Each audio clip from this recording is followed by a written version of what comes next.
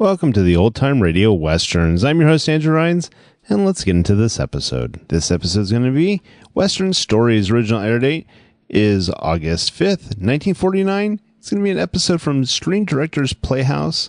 Title of this episode is Fort Apache. In this episode, at Fort Apache, an honorable and veteran war captain finds conflict when his regime is placed under the command of a young, glory-hungry lieutenant colonel with no respect for the local Indian tribe. Let's get into it, and I hope you enjoy. Oh, waiter. Yes, sir? I'll have a vegetable salad with cottage cheese, some toasted crackers, and a bottle of cold Pabst Blue Ribbon. Yes, sir. Finest beer served anywhere.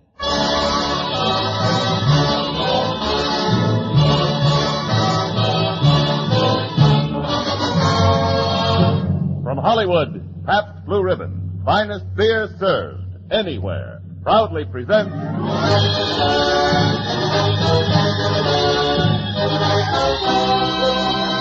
Screen Directors Playhouse, production Fort Apache, director John Ford, stars John Wayne, Ward Bond.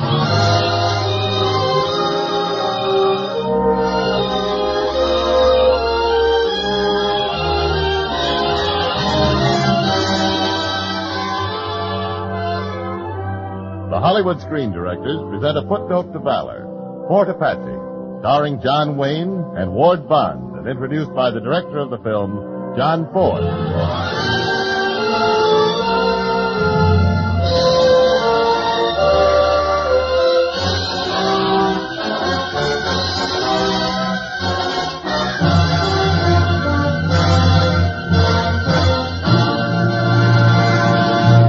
Ever since the infant days of motion pictures, a kind of violent chain reaction has been exploding in Hollywood.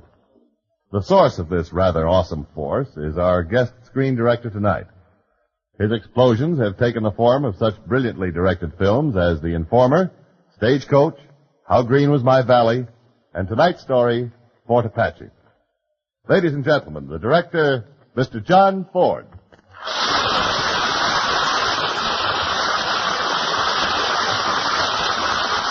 Thank you. I don't know if I'd call Fort Apache an explosion.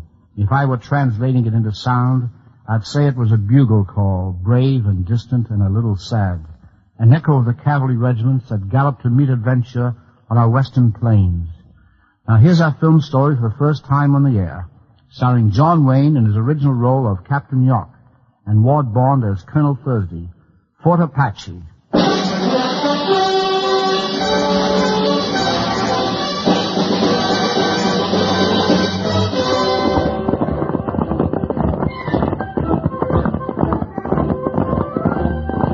This is the story of Fort Apache, of the regiment, the officers and men who manned her, how they lived, and how some of them died. Fort Apache was the last frontier, a tiny cavalry outpost in the heart of Indian-infested country. My name is Captain Kirby York. I'd been through enough Indian campaigning to have a healthy respect for the Apache, both as a fighter and as a man. Colonel Owen Thursday, the new commanding officer, was a career man out of headquarters in Washington, with a lot of strange ideas about frontier discipline, military science, and the lowly savage Indian. Gentlemen, I have been ordered to assume command of Fort Apache and to aid the Indian agent Meacham in putting down the uprising caused by the Apache chief Cochise. While some of our regiments are leading well-publicized campaigns against the great Indian nations, we are asked merely to ward off a few cowardly Digger Indians. The Apaches, sir, are hardly Digger Indians. You would scarcely compare them with the Sioux, Captain York. No, Colonel, I wouldn't. The Sioux raided into Apache territory once. You could follow the Sioux retreat by the bones of their dead. We'll discuss that some other time, Captain. The immediate point is that Cochise and his Apaches have left the reservation. Our orders are to get them back. Sir, no troop or squadron or regiment can keep an Apache on a reservation unless he wants to stay there. 5 years ago, we made a treaty with Cochise, and his Apache stayed on the reservation in peace. For how long, Captain? Until the Indian agent, Meacham, was sent out by the Indian ring. He cheated them, degraded them, until they couldn't take it anymore. Cochise broke his treaty. Yes, rather than stay here and see his nation wiped out. The political aspects of the situation do not concern me, Captain York. We have a military job to do, which I am sure we will accomplish with glory. This is hardly a country for glory, Colonel, but I wish you luck, sir. Any questions? No questions, sir.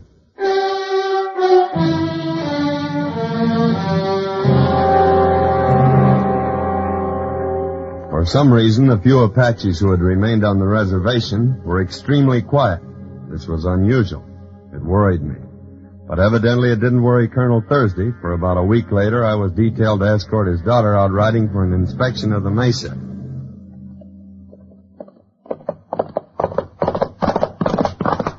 on, Captain. Stop, Miss Thursday.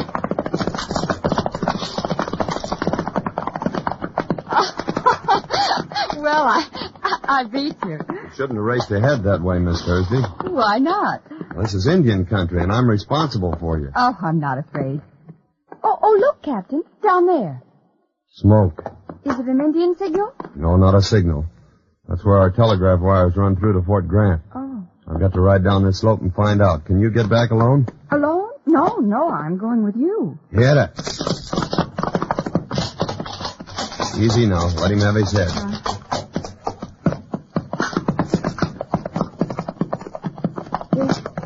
It's a wagon burning. Yeah, it's the one we sent out on the patrol, the telegraph line. Don't look. Stay here. But the men. They're dead. Apaches. Oh. Come on, let's get out of here. We've got to get back to the fort.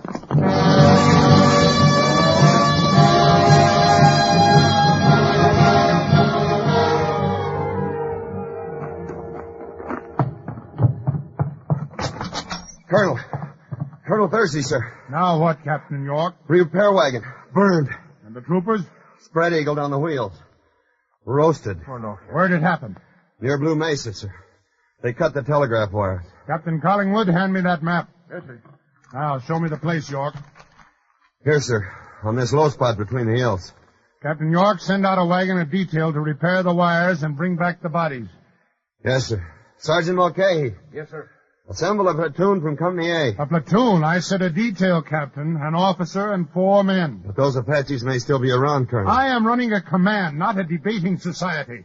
Captain York, you will personally take the detail and leave at once. Very good, sir. If I know Apaches, Colonel, you're sending those men to a certain death. I know what I am doing, Collingwood. And now you assemble a platoon immediately. You mean the platoon is going to trail a wagon? Correct, at a striking distance. Surely, Collingwood, even you have heard of the trap as a military weapon. Yes, sir.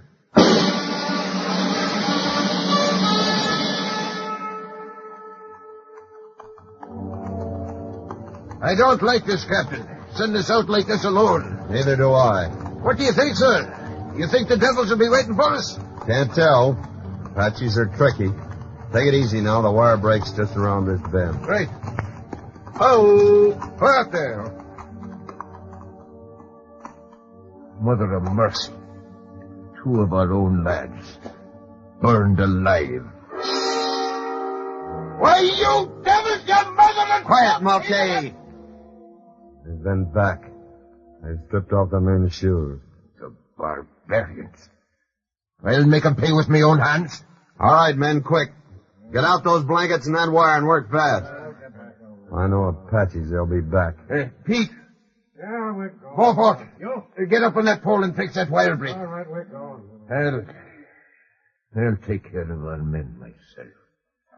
I'm going up that rock and have a look. They're around here. I can feel it. Any sign of them? Nothing yet, but hurry it up. They know we're here. Down! Get down! Get down off that pole, man! Come on, let's get out of here. But the wire break, it's not fixed yet. You haven't got a chance. All right, men, let's go! Come on! Let's go! There must be 100 of them. Diablos, man. We're like clay pigeons out here in the open. Faster, we gotta outrun them. It's our only chance. That's the devil. Return fire. They'll never take us alive. What kind of trap did the blasted colonel send us into anyhow?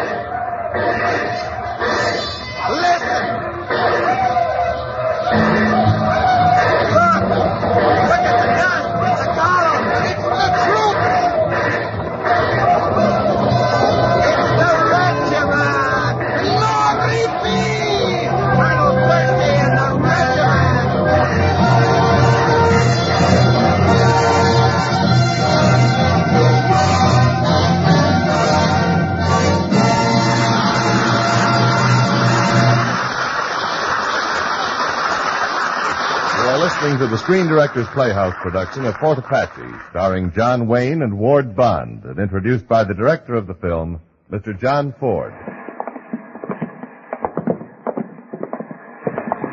You are in Atlantic City. The boardwalk is crowded with strollers.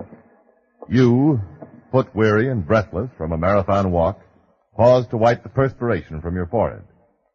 The salt air is cooling, but somehow it doesn't satisfy your thirst. There must be a place nearby where you can... Wait a second. What's that little blue sign in the cafe window? Oh, brother. Pabst Blue Ribbon. Finest beer served. Anywhere. Yes, during these hot August days, you're just one of millions of men all over America to whom that Pabst Blue Ribbon sign means welcome relief. For Pabst Blue Ribbon does something more than quench your thirst. It gives you taste. Blue Ribbon taste. The kind of taste you can't get anywhere else in the world except in that Pabst Blue Ribbon bottle. And, fortunately, you can get that Blue Ribbon bottle all over the world. Yes, you hear it everywhere. In Atlantic City and Appleton and Ann Arbor and Atlanta. Pabst Blue Ribbon. Finest beer served. Anywhere. Your taste will tell you why.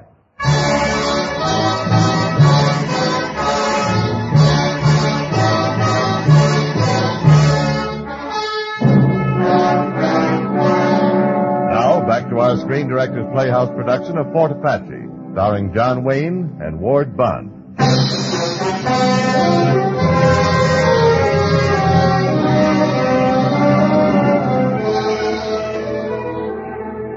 What was left of Diablo's raiding party after the battle, we took back to the reservation at Claw Springs.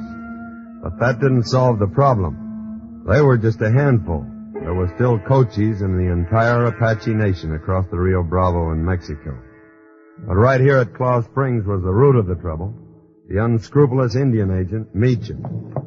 Mr. York, how good to see you. Captain York Meacham. Oh, yes, of course. You soldier boys and your title. And this is Colonel Thursday. Ah, another exile in the Mr. wilderness. Meacham, a band of Indians left this reservation. Yes, the ungrateful dogs. I treat them well. Meacham, you drove Cochise and the Apaches off this reservation by starving and degrading them. Why, Getting them whiskey instead of beef.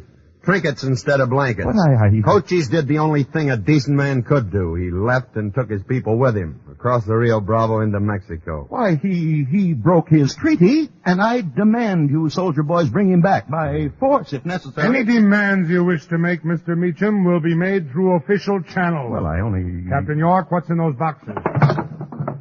They're marked books, sir. More likely cheap whiskey. No, he's lying. Well, open them and see, Captain. Okay. Right, sir. You're the colonel. Here, what are you doing? You have no right to... Oh, it's a miracle, sir. The books have turned into whiskey in a barrel. I have a government license to keep a medicinal supply of... What shall we do with the books, Colonel? Destroy them. Mulcahy. Yes, sir. And what about these Winchester rifles, sir? Destroy them, too. No, you can't. This is private property. You have no right Meacham, to... you're a blackguard, a liar, a hypocrite, and a stench in the nostrils of an honest man. If it were in my power, I'd hang you from the nearest tree and leave your carcass for the buzzard. But as a representative of the United States government, you are entitled to the protection of my command. But that is all. Good day, sir.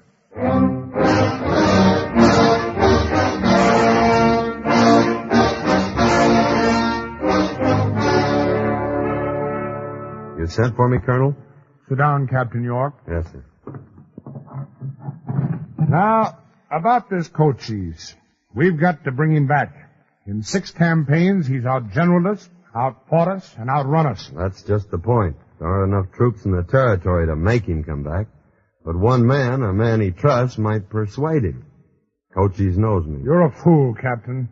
Assuming you found Cochise, his men would cut you to pieces. That's possible, sir, but I've never lied to Cochise, and if you'll assure him decent treatment for his people, A carbine against his spine might be more persuasive. Oh, I'd have to go unarmed, sir. Have you forgotten what happened to the men on the repair wagon? Well, I can't fight my way to Cochise. Other men have tried that.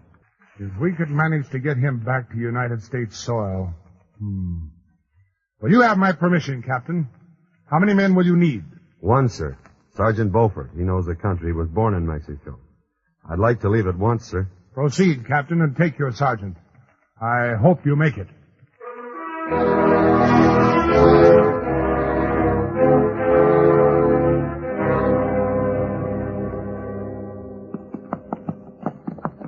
Three days, Sergeant Beaufort, and we haven't seen a sign of an Apache. See, but they have seen us. You can be sure of that. Captain, look. Look over against that hill. A signal mirror. Another one answering from this side. Yeah, they're here all right, and we're between them. Come on, Beaufort, smile. It's too late to do anything else. They must be camped right above us. That is not always right above it. Look up. Look up on the rocks. Holy smokes. Covered with Apaches. On both sides of it, vast thousands of them. Looks like they were expecting us. Keep smiling, Beaufort. We're going in. Captain, look at those rifles they're carrying. Winchester 7-shot repeaters. Our friend Meacham. Looks like every chief in the tribe is here. Eyes straight ahead. Is that him? That's Cochise in front. This is close enough. Good luck, sir.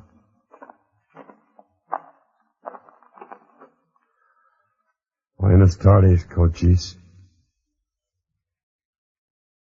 We come in peace. Buenas tardes, friend.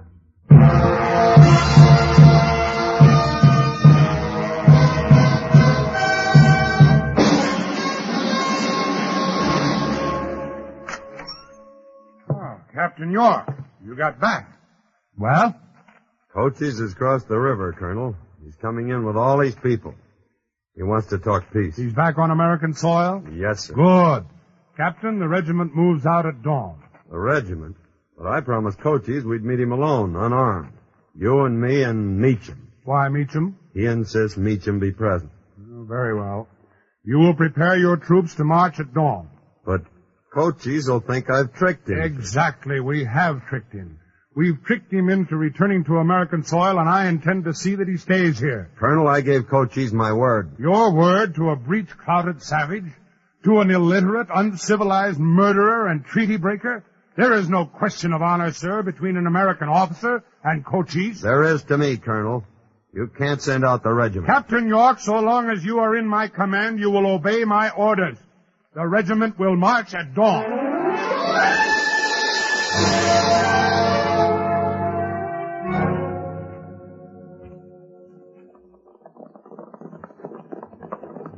Is this approximately where you were to meet Cochise, Captain York?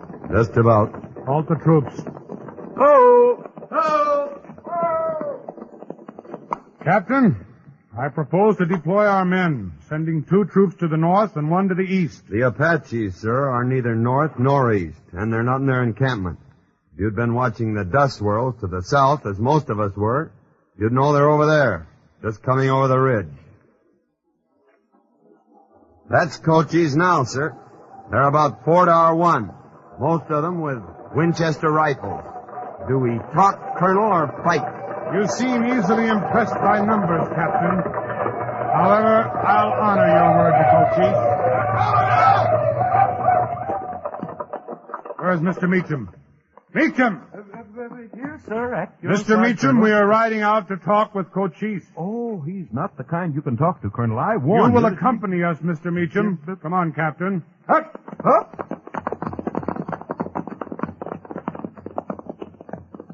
Take over, York. I have the honor, illustrious chief, of presenting the commander of our regiment, Colonel Thursday. We have come to talk. The Apaches are a great nation. Proud, never conquered. But it's not good for nation always to fight. Young men die, old ones hungry. So I bring my people to a reservation. Then this man come make trouble. He means you, Meacham. He lies. Evil man who make my people bad. He's worse than war. He starved my children. No. He killed my people. No, it's not true. Send him away and we will talk peace. If not, there will be more war. Are you threatening us? Colonel, don't interrupt. It's an insult. And for each of us you kill, 10 white men will die. Silence! I did not come here to be threatened. Cochise, I find you without honor. That government which I represent orders you to return to the reservation by dawn, or we will attack.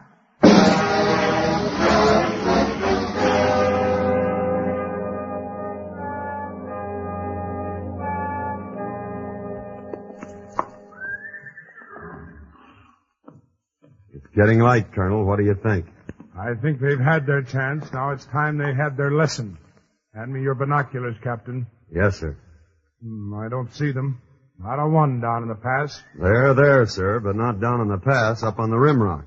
How can you know that? Because if I were Cochise, that's where I'd take up my position. What about that dust cloud at the far end of the pass? An Apache trick, sir. Women and children dragging mesquite to make us ride through that narrow pass into an ambush. Very ingenious, Captain. You make me suspect that your Cochise studied under Alexander the Great at least. Gentlemen, mount your troops. We charge through the pass in a column of 4s. Mounted in 4s? Colonel, that'd be suicide. I tell you, they're up in those rocks on either side of the pass. It's an ambush. Captain York, there is no room in this regiment for a coward. You will remain on the ridge in safety with the supply wagon. Yes, sir.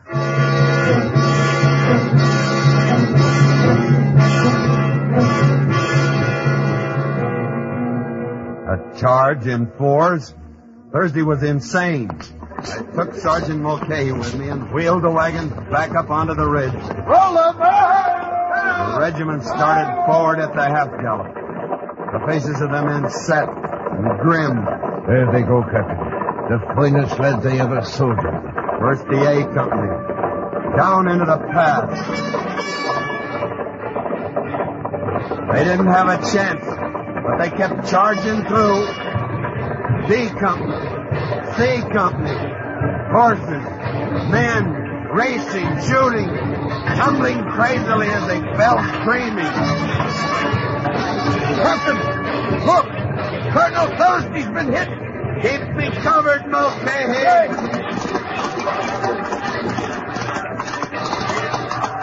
Colonel Thursby! York, help me on your horse. Here, follow me, Colonel.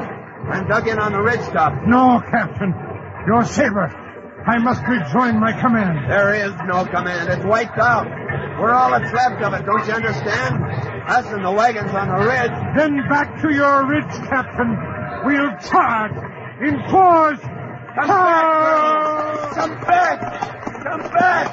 Hurry, Captain, over here! Thanks, Mulcahy. Don't quick! You'll draw their fire! What difference does it make? Wiped out. Wiped out. Every man. The devils. The murdered devils. It's all over. No. Here they come. The whole Apache nation. We've got a rifle apiece and 40 rounds, Captain. No, wait. Make 'em count. Every one for the men that's gone. No, Sergeant. Hold your fire.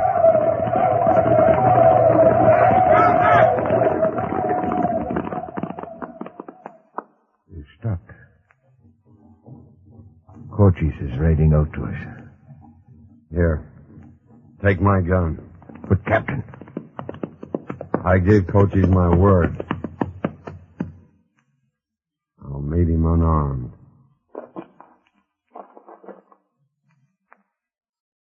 White Colonel say Cochise without honor. White Colonel dead. I give you your flag. For a moment, Cochise stared at me. Then he wheeled his horse, and like a great wind, the Apaches rode away.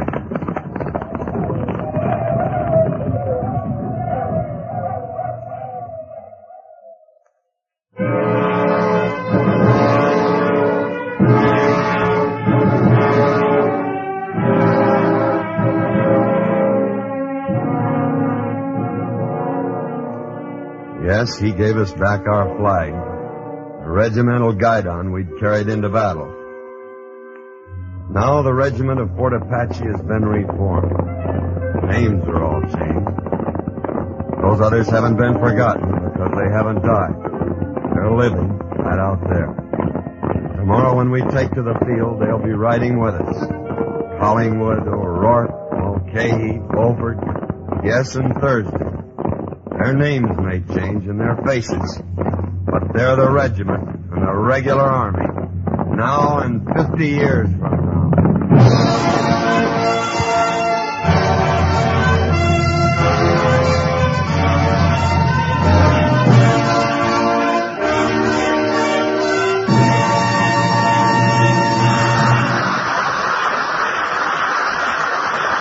You have just heard the last act of Fort Apache. In a moment, our stars, John Wayne and Ward Bond, and screen director John Ford will return to the microphone.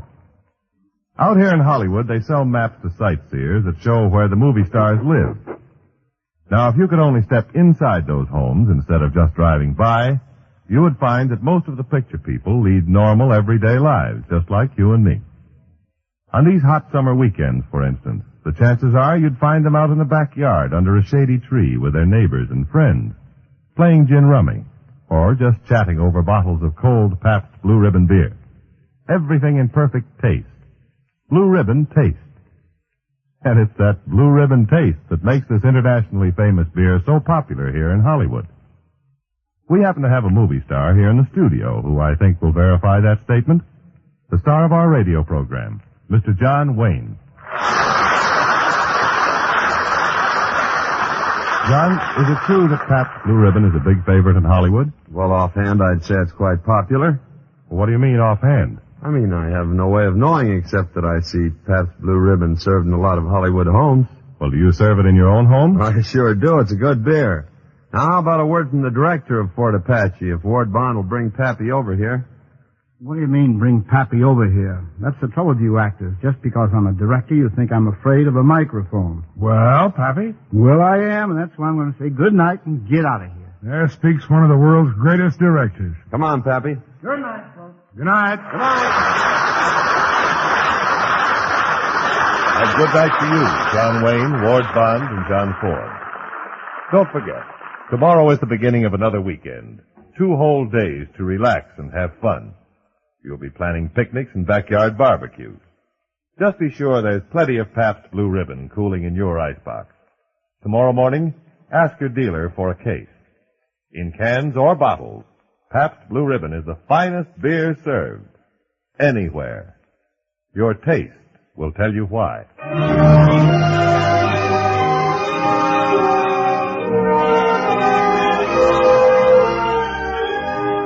Next week on Screen Directors Playhouse, Pabst Blue Ribbon presents Jezebel, starring Betty Davis.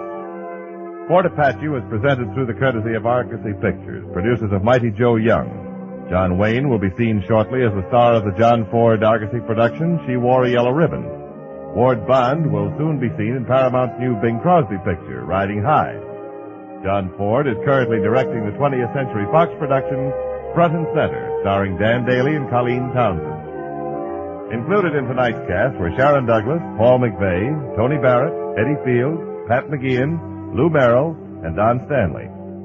Fort Apache was adapted for radio by Warren Lewis, and original music was composed and conducted by Henry Russell.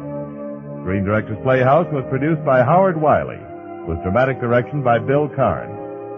Portions of tonight's broadcast were transcribed. Listen again next week when Pabst Blue Ribbon presents Screen Directors Playhouse, production Jezebel, director William Wyler, star Betty Davis.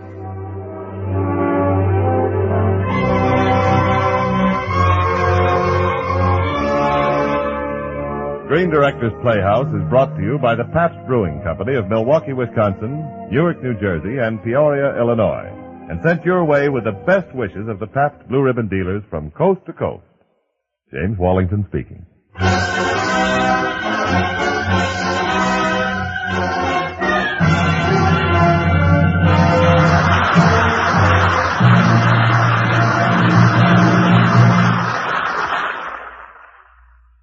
This is NBC, the National Broadcasting Company.